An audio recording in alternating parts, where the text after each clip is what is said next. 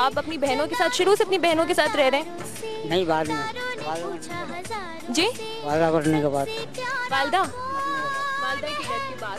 अच्छा, फिर उसके बाद बहनों के साथ रहते रहे, तो फिर आपके घुटने में हुआ क्या था? पता नहीं क्या अपने आप ही हो जाएगा। कुछ दर्द तो है रहा होता रहा? बस तो आपने डॉक्टर को नहीं दिखाया? दिखाया, डॉक्टर का क्या कहना है? वो बोलते हैं सही नहीं होगा। सही नहीं होगा? आपको चलने में परेशानी होती है? ये मेरे पापा की चलने में परेशानी होती है। चलने में अच्छा, और वैसे आप रह रहे हैं तो सही, सिर्फ चलने में मसला होता है। मसला होगा। आप क्या सोच के यहाँ पे आए थे? मैं सोच क्या था सही हो जाएगा। यहाँ पे आके, लेकिन आप तो किसी से दोस्ती भी नहीं कर रहे, क्या पता दोस्तों से बात करके हंसी मजाक करके अच्छा हो जाए। मैंने अपनी मर्जी से बोला था ना, हाँ, तो मैंने हो सकता है मैं सही हो जाऊँ। तो खुद आपने सोचा था कि शायद हो सकता है? मैं खुद ही आ गया। खुद आ गए थे। तो अच्छा, मैं आपको एक और मशवरा दूं, आप दोस्त बना के तो देखें, शायद लोगों से बात करते हुए, हंसते हुए, अपने गम शेयर करते हुए आपको अच्छा लगे और आपकी जो तकलीफ है वो कम हो सके। बना लेंगे। बना लेंगे अंकल, एक बार दोस्त बना के देखें, ठीक है? Thank you. आगे चलेंगे जनाब। अच्छा, मैं यहाँ इस तरह से अंदर आहिस्ता आहिस्ता जाऊँगी, क्योंकि मैं खड़ा कर लूँ, वन बाय वन मैं बुलाती हूँ। अंकल प्लीज़ आप बाजू में, आपको ज़हमत दे रही हूँ, क्योंकि यहाँ पे रास्ता कम है, मैं अंदर नहीं आ सकती। अस्सलाम वालेकुम। अंकल क्या नाम है आपका? मैं सैयद खुर्शीद अहमद। सैयद खुर्शीद, आप कब से यहाँ पे? मैं तकरीबन 1 साल हो रहा है। 1 साल। 1 साल से? तो क्यों आए थे? मैं खुद ही यहाँ पे आया लावारिसों में दाखिल हुआ। यहाँ पे आके मैं शादीशुदा था, 2 बच्चे थे मेरे, बड़े थे, एक 25 साल का था और एक 20-22 साल का था, 2 बेटे थे। उनकी बस ये समझना कि गैदरिंग ज़रा सही उनको मिली नहीं सही। हमने तो पूरी कोशिश करता, माँ बाप का जो ख्वाहिशात। क्या मतलब क्या गैदरिंग, क्या गैदरिंग? मैं आजकल की जो हो रही है, मतलब इज्जत नहीं है माँ बाप की, सबसे बड़ी बात ये है। जो पहला जो दौर था, हमारे भी वालिद थे, हम लोग भी पले बड़े हैं, हम लोग भी हम लखनऊ के हैं, इज्जत करते थे, रिस्पेक्ट देते थे। बिल्कुल। तो वो आजकल की वो चीज़ नहीं है, बिल्कुल सामने है। हमारे औलाद हमारे खुद जो है, हमें इज्जत नहीं, गाली दे के घर से बाहर निकाल दिया। कितनी औलाद हैं आपके? कितनी औलाद हैं? 2 बेटे, बेटी? बेटी नहीं थी। उन बेटों ने ये हाल किया है?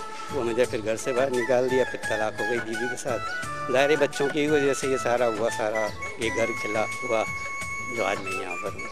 अच्छा, जब आप यहाँ पर आए, उनको पता चला आपकी औलादों को जो इतनी नाफरमान, जो इतनी गुस्ताख, उनको पता चला आप यहाँ पे आए? बता के आए थे? मैं खुद ही निकाला था, फिर मैं मस्जिद में चला गया था।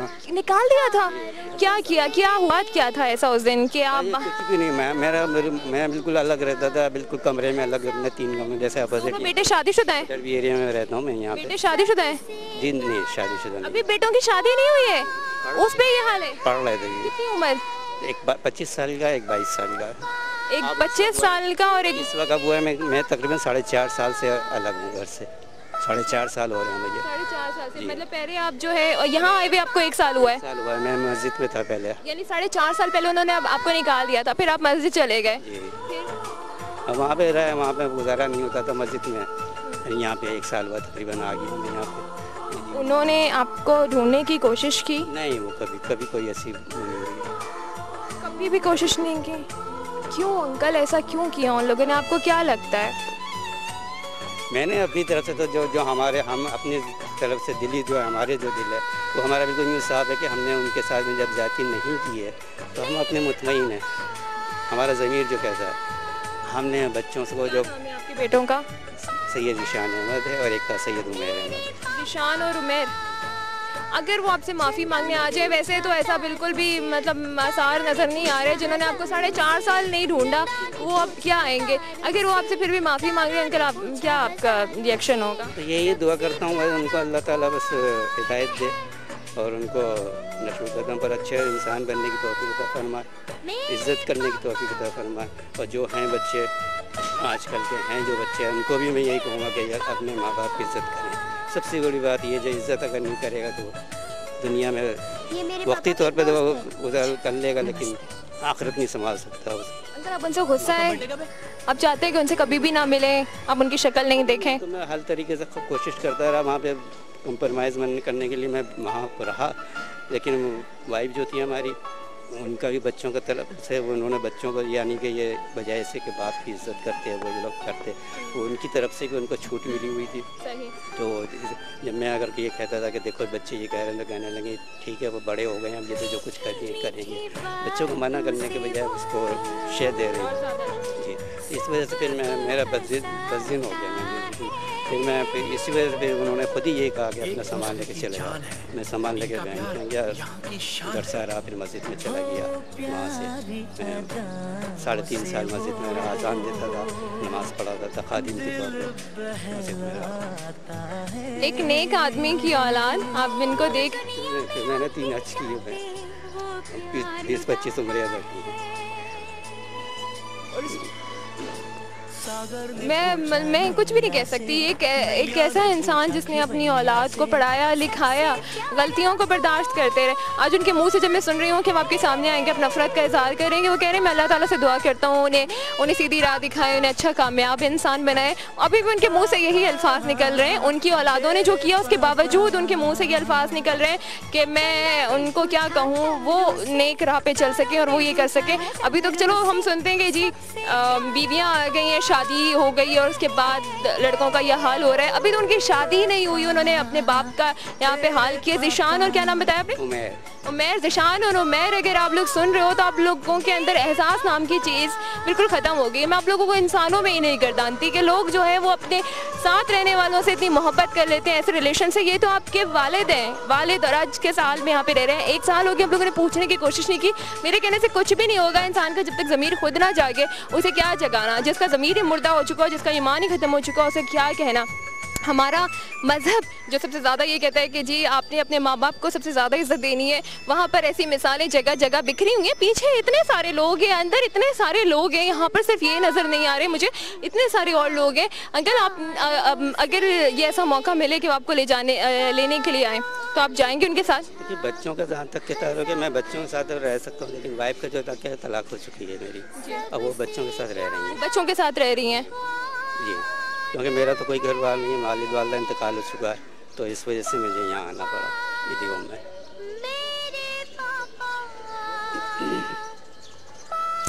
अंकल कुछ भी नहीं कह सकते, हम कुछ भी नहीं कह सकते, बस यही कह सकते हैं कि अल्लाह ताला आने वाली नस्लों को भी यही दुआ करता हूँ मैं कि वो अपनी माँ बाप की इज़्ज़त करें, ताकि ऐसे मौके ना दें कि जो उनके वालिदैन दरबदर हो जाएँ।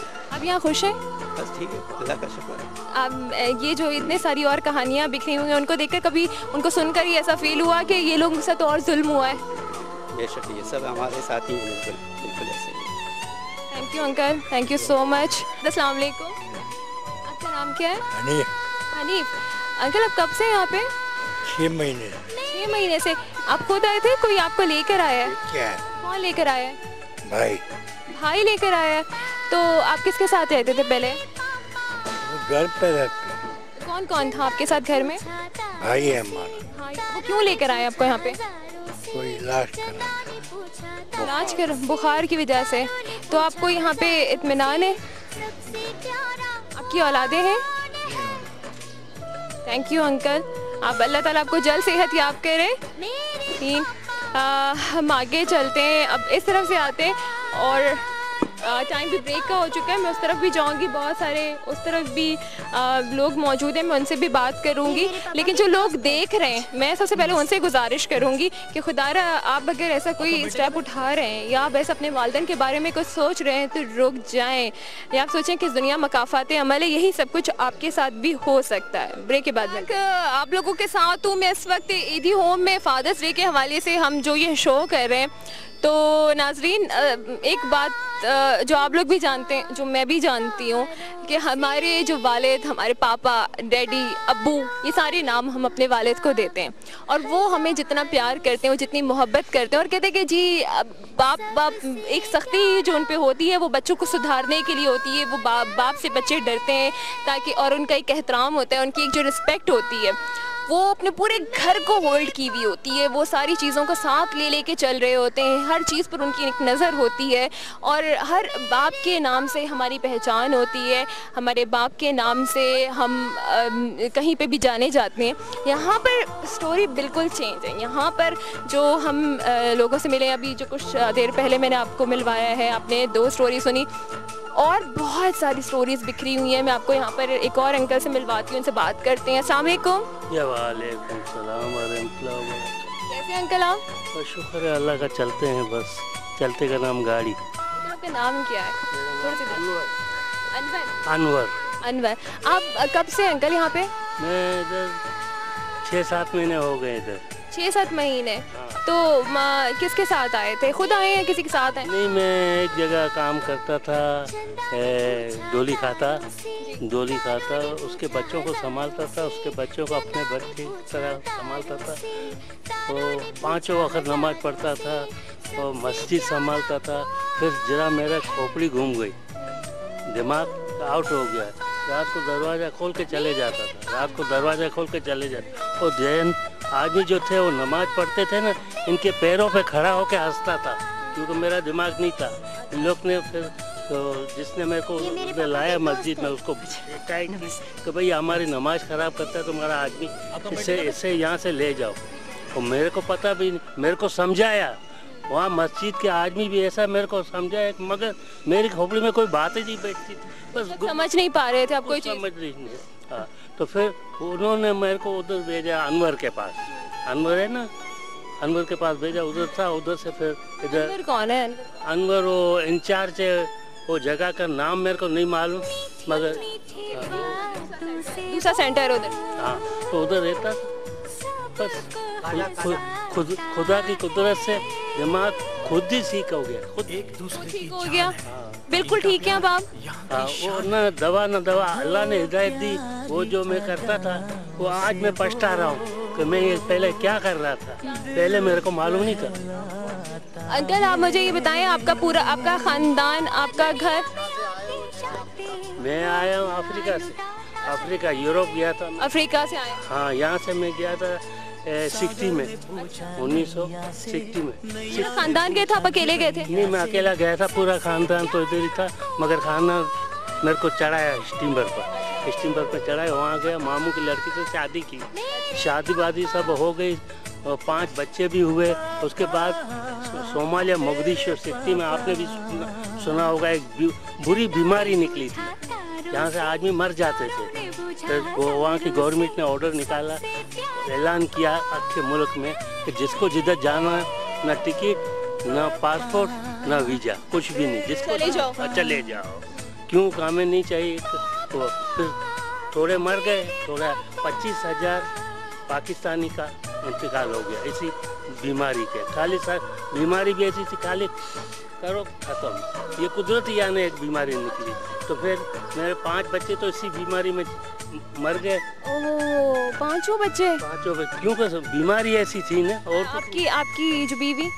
मेरी बीवी को मैं लेके भाग आया इधर पाकिस्तान में।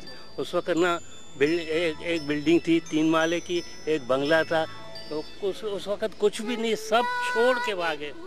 क्यों, वो जब तक उठाए तब तक ख़त्म हो जाएंगे। तो हम लोग बस एकदम प्लेन पर बैठ के और इधर आ गए पाकिस्तान। और मेरी पैदाश इधर ही है, जिना अस्पताल में, और मेरा घर इधर। अभी भी मेरे भतीजे हैं सदर में, मेमन मस्जिद, अब्दुल्ला हारून बिल्डिंग, वहाँ मेरे अभी मामू हैं, चाचा है, भाई हैं, वो हैं, मगर कोई मेरी पूछा नहीं करता। क्यों, उनको ये शक पड़ा कि ये वहाँ से कंगला आया, ये तो हो ही नहीं सकता।